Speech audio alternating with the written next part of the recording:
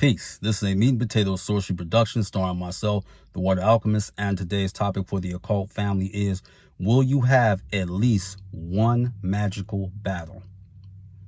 The answer to that is yes. You're going to have at least one occult battle as a practitioner, especially if you're serious, dedicated, true to yourself, authentic, and really are an individual that's built for this. You're going to have a confrontation because you have some people that feel like they want to score points off of up and coming sorcerers or those who are well established. So it's no different than if you have people in the martial arts and they're very proficient in their craft. You're going to have people that's going to challenge them. This has happened in the case of Bruce Lee when he got challenged on the set of The Big Boss, as well as Enter the Dragon. And that account was given by Bob Wall and Jim Kelly. So you're going to run into that.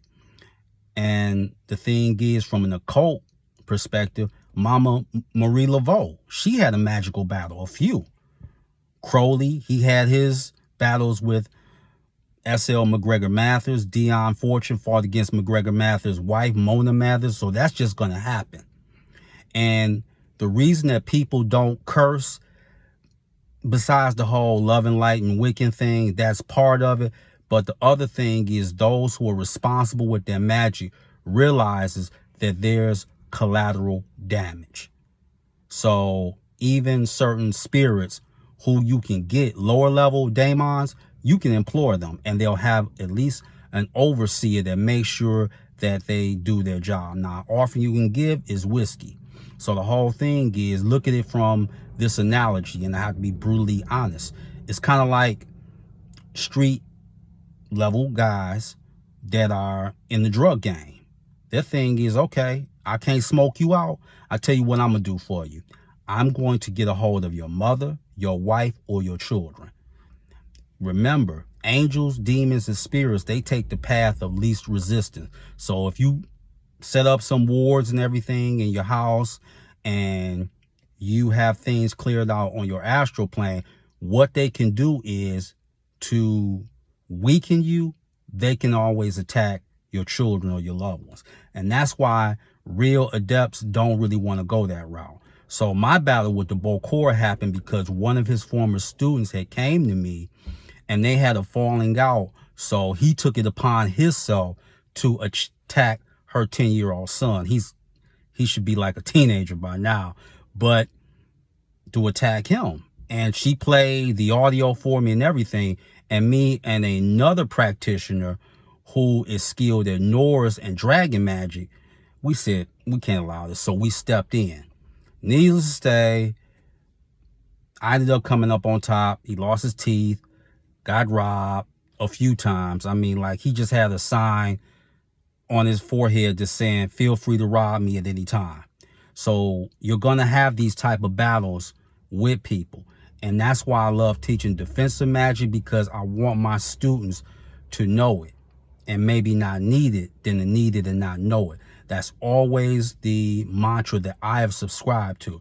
So where you're doing this, whether it's Ifa, Santeria, Brujeria, ceremonial magic, there's going to be some people. And some people practice magic and they're really worse off for it. That's why they say if you have a plethora of mental psychosis or ailments, stay away from magic, because there'll be some spirits that will take advantage of that. But yeah, of course, you will have some magical battles. You will have some, and then you will have certain people that, let's say you have a love connection with someone and they, you know, are someone who has a fragile ego and they'll try and curse you. I've seen this many times, whether it be female witches, certain people that call themselves practicing dragon magic, but throw aside the draconian code and do that and try and call themselves cursing somebody. I've seen that too. So yes, that will happen, but stand your ground. You have to do that. It's very important that you stand your ground. Magic is not for the weak. So if you call yourself weak, my humble suggestion to be to you, it will be this. stay in the church, stay in the mosque, and watch Lifetime. Do that. Or watch Pluto TV. Watch that.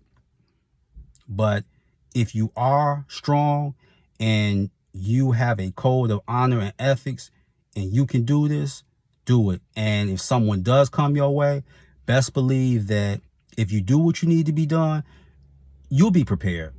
And you can set up wards. You can use your runes, your tarot. Like I said, I've had a few battles. And I even had someone that called themselves cursing me and taped the video and sent it to me. Let me say this for people that haven't really engaged in this type of stuff.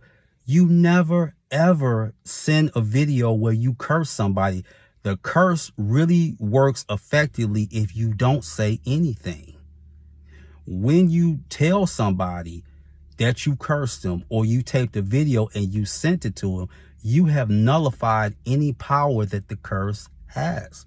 And I knew about that anyway because Lucifer came back and told me that this person here did the ritual.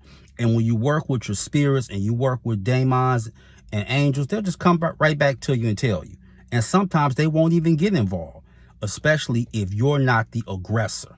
So that's very important that you know that. So you will have at least one, if not a few, magical battles. So with that, that is your meat and potatoes sorcery for the day. I am the Water Alchemist. Be water, my friends. Peace.